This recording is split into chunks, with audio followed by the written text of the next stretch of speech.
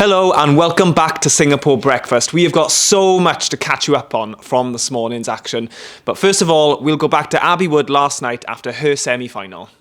Great job in getting into the final tomorrow night. You're going in 5th position. How did that feel? Yeah, I think there's a lot I can work on before tomorrow, but that's the way I've wanted to do this meet. I think I finally feel like I've got the experience to be able to hold my nerve from heat semi to final. So I think if I would have used to have come out of the heats 9th, I would have been stressing, and I'd normally have to do a really fast time to give myself confidence, but I think I've just tried to keep myself composed all day and move through the rounds, and my only job tonight was to get to the final in a good lane, and that's what I've done, so I'm happy with that. Well, look, we've seen some amazing moments from you in this event. What do you think we can see from you tomorrow night? I think tomorrow night it'll be quite interesting because 2 of the Olympic medalists aren't in it, so it's a bit more anyone's medal, and I really want to push for that, but as long as I get a season's best, that's all I want, and I'll let the rest take care of itself. As well as last night's final session, the GB team have teed us up well for another one tonight. We see Ollie Morgan heading back tonight in the 100-metre backstroke semi-final, as well as the boys in the 200-metre freestyle. We see tonight Matt Richards going in 3rd position. He will be in semi-final number 2 next to David Popovici. Also going in 10th position, but in semi-final number 1, we have Jimmy Guy in a 1:46.19. It's great to see Jim back in the individual 200-metre freestyle. Also on tonight, we have reigning Olympic bronze medalist Jack Law and Anthony Harding in the 3-metre synchro. In typical fashion, we will see them later on this afternoon. So now I'm joined by 2 people who know all about moving through the rounds. Duncan Scott, Jacob Whittle. Woo! Thanks for having me. Very much. Studio audience. Well, guys, I just want to start with congratulations on last night. A British record on day 1. How are you both feeling? Yeah, really good. Really pleased with that. I had a good night's sleep last night. I'm dead happy. I had a great split, and all 4 boys had a great split. And yeah, it's a great way to start the meet. Looking forward to seeing how the rest of the team gets on today and the rest of the week.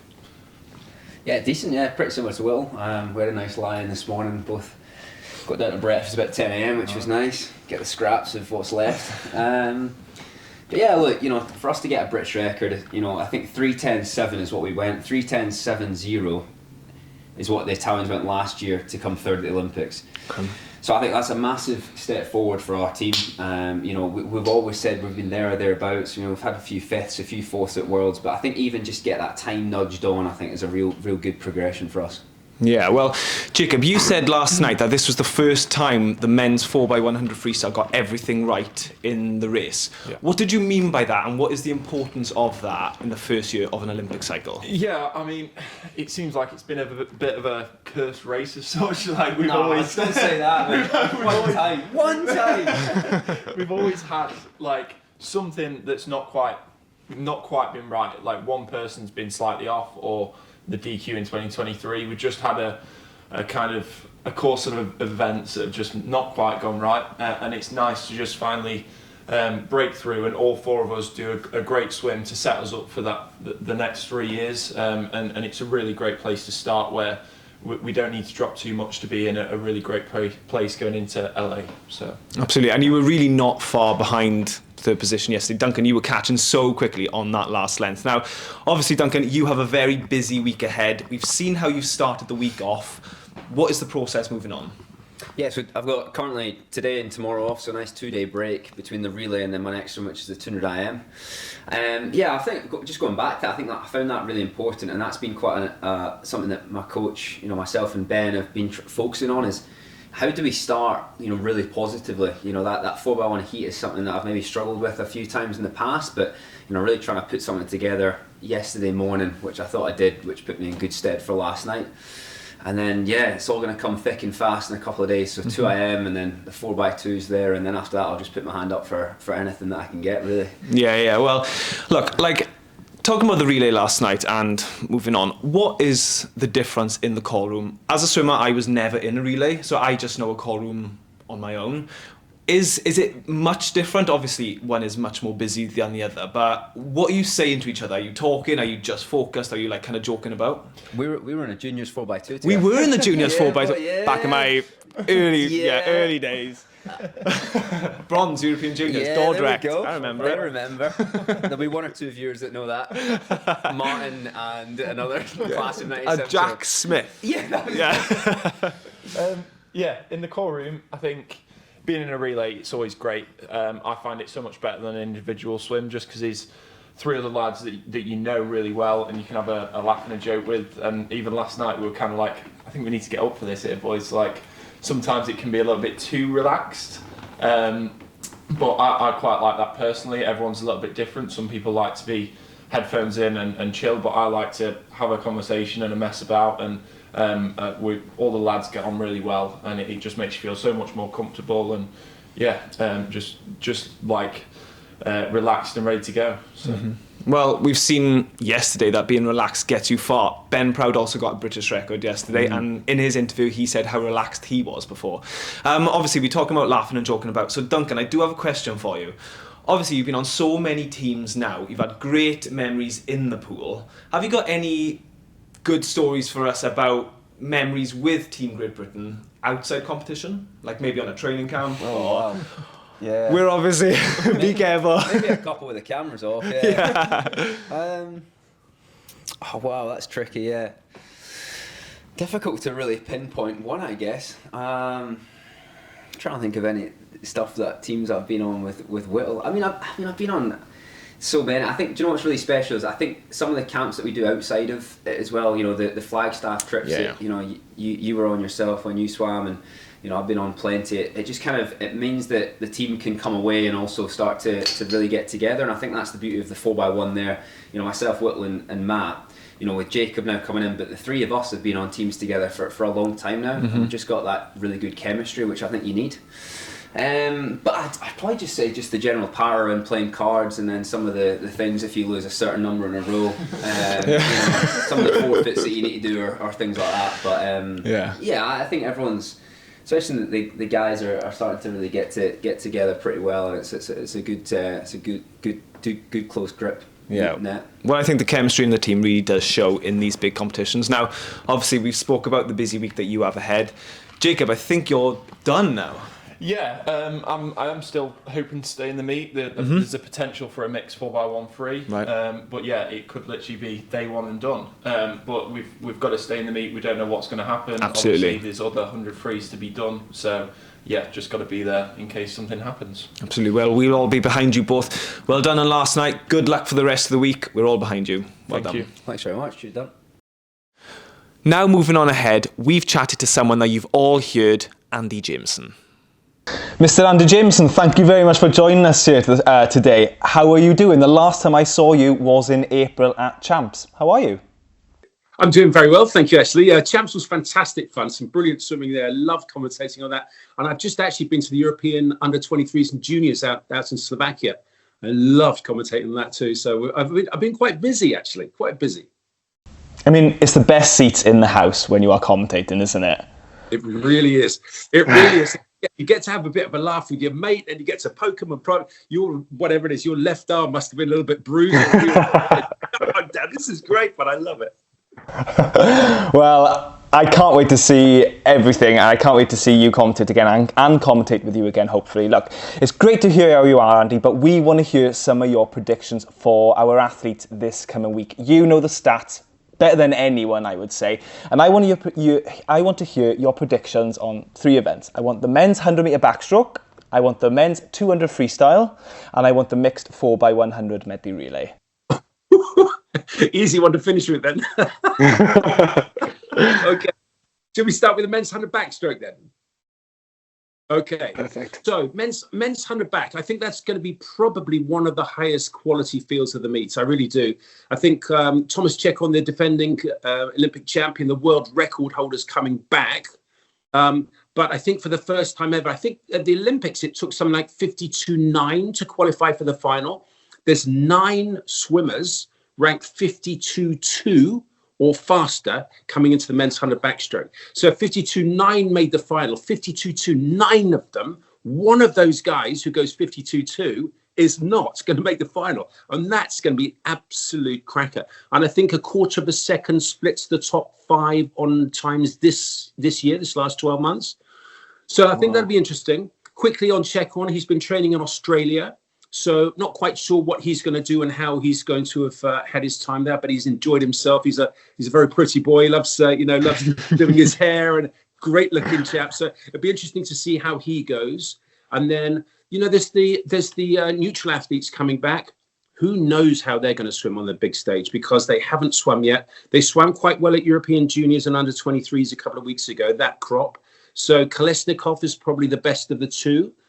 He's very good. He's been around the houses before, so he could be great, but we just don't know. And then there's Zhu of China, who's been world champion. I think he was Olympic champion on the mixed medley relay. He's outstanding too. So, we got some very, very good ones. But Ollie Morgan, what a trials he had. You sat next to me on that. I mean, he was brilliant, wasn't he?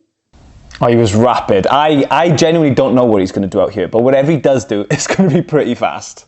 Yeah. Well, the exciting thing for me is when he went to the Olympics, he actually swam, as you know, we try as swimmers try and go faster through the rounds. So fast heat, faster semi-final, and fastest in the final. And he did that in the Olympics. So that was brilliant to see how he did that, how he dealt with the big time.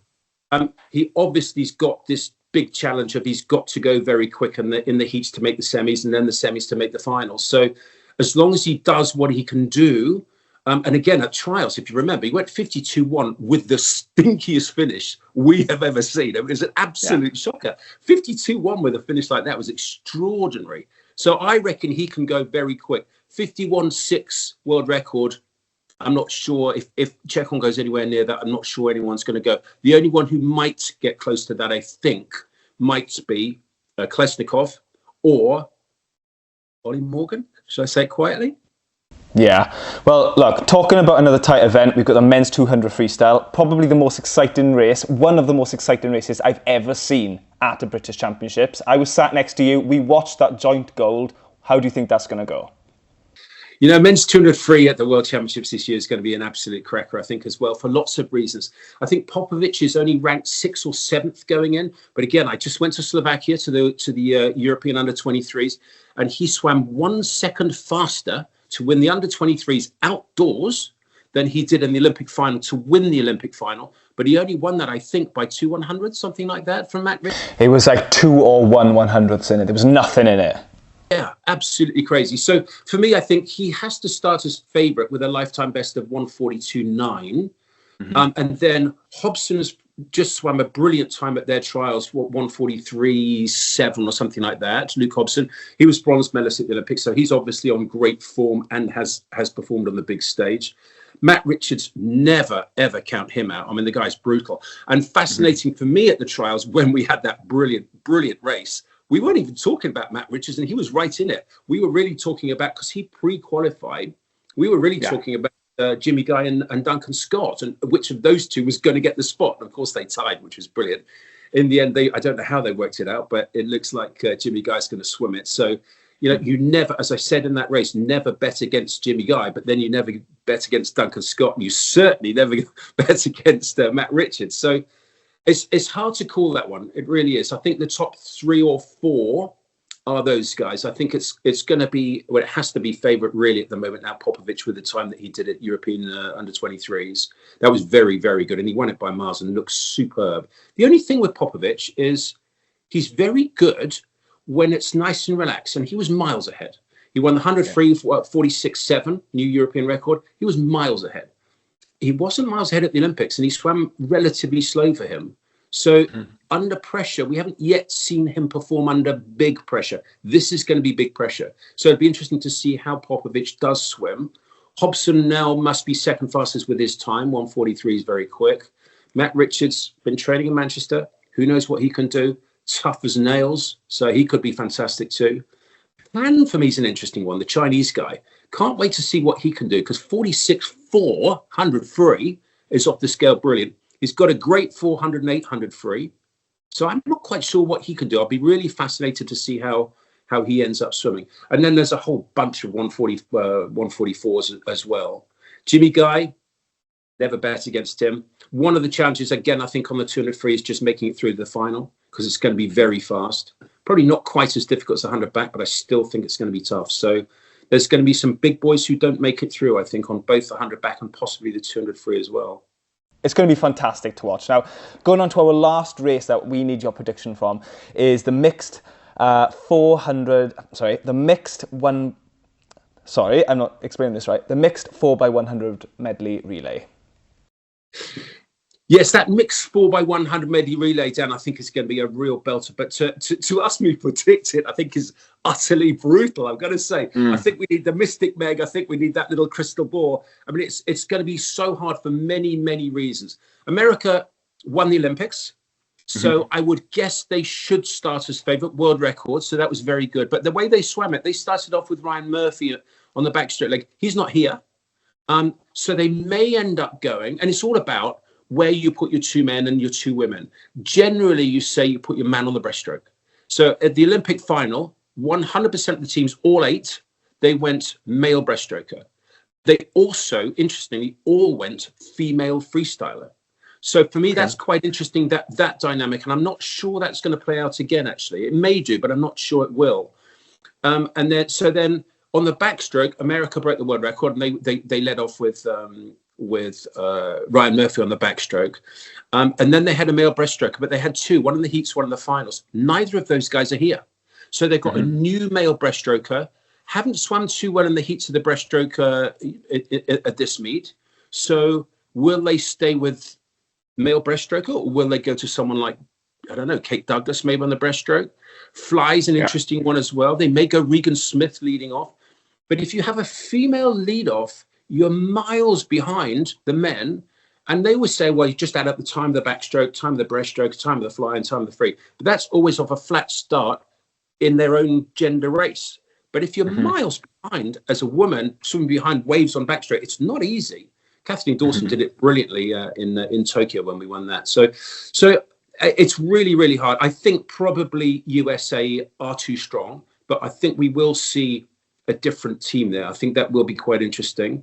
And as for Team Great Britain, I think they were about 5 seconds behind at the Olympics. We came 7th, I think qualified 5th and came 7th, something like that.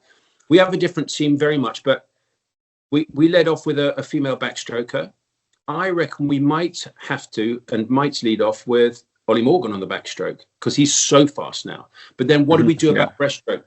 Logic says you have to have a male breaststroker because that's all the differential in times that, between men and women. It's the greatest on breaststroke. I'm not sure we'll do that because Angara Evans is very, very quick, as you know. So we may go male back, female breast, and then fly free. We've got a bunch of guys who we could choose on the fly. I think probably go fly, then female freestyle. I'm not sure. Very tough for the Brits because I think some of those countries, China outstanding, USA Olympic champions, Australia very good. Our heat assignment, lane assignment is brutal. Italy could start off with Czech on the backstroke, Olympic champion, and then the breaststroker who won the Olympics, brain's gone, on the male breaststroke. So they could be Olympic champion back, Olympic champion breast, male. They'll be miles ahead if they do that. And then who knows on the fly free. Fascinating race. A commentator's nightmare, but an absolutely wonderful race. Love watching that. Love commentating on it. Disaster. There's stuff going on all over the place. It's a bit of a battleground whenever I do it, but I love watching it. It's one of the best races to watch as a spectator, definitely, isn't it? And it definitely gets the crowd going. No matter what size the crowd is, it's loud in that room when that race is on. It really is. And, remembering back to the Tokyo Olympics when Anna Hopkin was on the freestyle, she had Caleb Dressel trying to on the freestyle. You go, how many swimmers in Tokyo went head to head with Caleb Dressel, and Anna Hopkin was the one that came out and won the gold, and we won the Olympic gold and world record. So it was, it's just such fun. It's lead changes all over the place, but I would imagine there's going to be some quite different teams to those which we've seen before. China, I'm not sure how they're going to do it. They may go Zhu backstroke. I think they've got to put their male breaststroke on because he's just outstanding, and then maybe fly free for women. So it's going to be quite a big difference if Italy do that, China do that. I don't think America do that. I think they'll lead off with Regan Smith on the backstroke, the woman. So it's going to be a fascinating race. It really will be.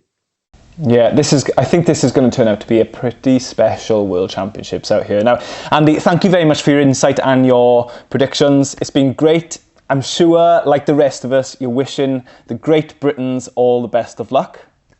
Indeed. I think it's going to be a great meet for Britain. I think we're going to do really, really well. I really do. And we've got some fabulous swimmers. Those relays still look super. So it's going to be fascinating to see America starting to get quick. But can't wait to see it. Wish I was sitting next to you, Dan, commentating like we did in April. Great fun that. Hopefully we'll do that again. But have fun out there, Dan, and best of luck to Team Great Britain. Thank you for joining us here this morning on Singapore Breakfast. But don't forget to catch us for all of today's highlights on the cool down. See you later.